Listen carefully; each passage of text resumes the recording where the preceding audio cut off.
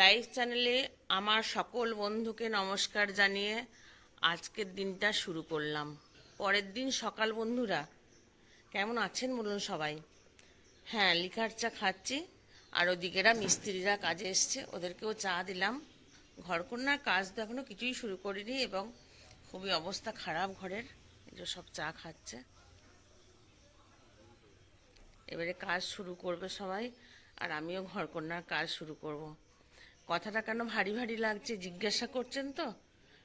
শরীরটা এখন আবার ভালোই নাই। সবসময় বলি শরীর ভালো নাই, বলতেও আমার ভালো লাগে না। চলুন চাটা খেয়ে নিই। আপনারাও নিশ্চয়ই চা খাচ্ছেন।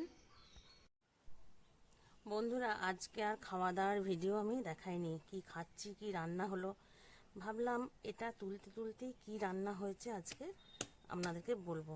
আজকে হয়েছিল মুসুরির ডাল, ফুলকপি আলুর তরকারি, ফুলকপি আলু বরবটি দিয়ে। দাঁড়ান, এটাকে তুলতে তুলতে গল্প করলে হবে না, এটা মনে হচ্ছে ভেঙেই যাবে।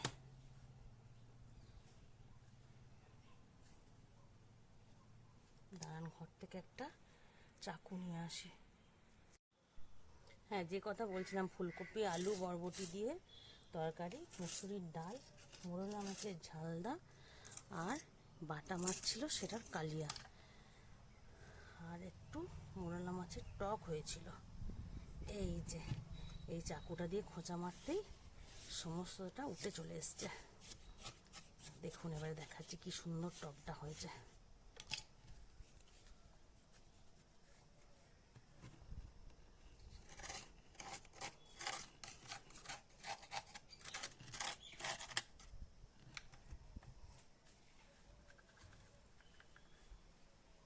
এই দেখুন বন্ধুরা,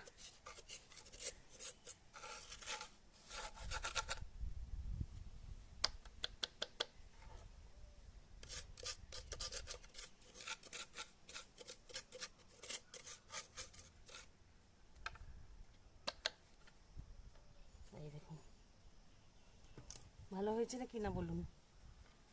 আর এরপরে যখন রং করব সেটা আপনাদের সঙ্গে শেয়ার করব। চলুন ঘরে যাই। সন্ধেবেলার টিফিন তৈরি হচ্ছে বন্ধুরা। হ্যাঁ বন্ধুরা, আজকে সন্ধ্যেতে একটু লুচি করে দিচ্ছি, আর এদিকে বসেছি চা। চা দিয়ে লুচি খাবার সবার ইচ্ছা আছে। বিকেলে করেছিলাম একটু লস্যি। লস্যি খেয়ে অনেকক্ষণ পেট বোধহয় ভরেই ছিল, এতক্ষণ চায়ের বায়না হয়নি। মেজবাবু এসছে, বললো যে যখন তুমি লুচির আটা মেখেছো তাহলে দুখানা করে দাও না, এখন চা দিয়ে খাই। অনেক দিন চা দিয়ে লুচি খাইনি, সেই ছোটোবেলায় খেতাম। আমি যে তুমি কি ছোট হয়ে গেলে নাকি? না, ছোট হয়নি, ছোটোবেলাকার মতন ভাবতে তো দোষ নাই।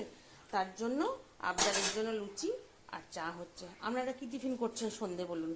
চলুন, এক হাতে করে গল্প করতে করতে লুচি করলে হবে না, আবার লুচিটি পুড়ে গেলে তখন আবার বকুনি খাবো যে। তখন আপনাদের সঙ্গে গল্প করার স্বাদটাই আমার মিটে যাবে। চলুন যাই, লুচিটা করে নিই, টিফিন দিয়ে দিই। বন্ধুরা, রাত্রে খাওয়া দাওয়া শেষ করে ভিডিওটা শেষ করব বলে আপনাদের সামনাসামনি কথা বলতে এলাম।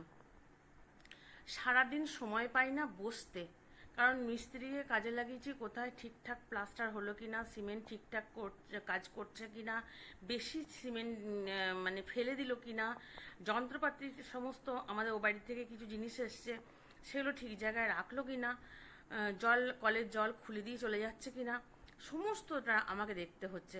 এর মধ্যে আমার আসেনি কাজল, কারণ কাজলের মেয়ের বিয়ে হয়েছে, তার আজকে অষ্টমঙ্গলা, মেয়ে জামাই এসছে, সে 2-3 দিন আসবে না। ওপরে একটা আলমারি ছিল, সেই আলমারিটা এই ব্যাটার ঘরে ছিল। আমি এখন ব্যাটার ঘর থেকে কথা বলছি। মশারিটা অর্ধেকটা খাটিয়ে দিয়েছি, আর আলমারি থেকে জামা কাপড়গুলো বার করে আলমারিটাকে নিচে করে নিয়েছি। দেখুন, এই সমস্ত জামা কাপড়, এই সমস্ত জামা কাপড়গুলো আবার আমি নামাবো, নিচেই রেখে দেবো ঠিক করে, তারপরে ব্যাটা শুতে পারবে। বাজছে এখন 10:30।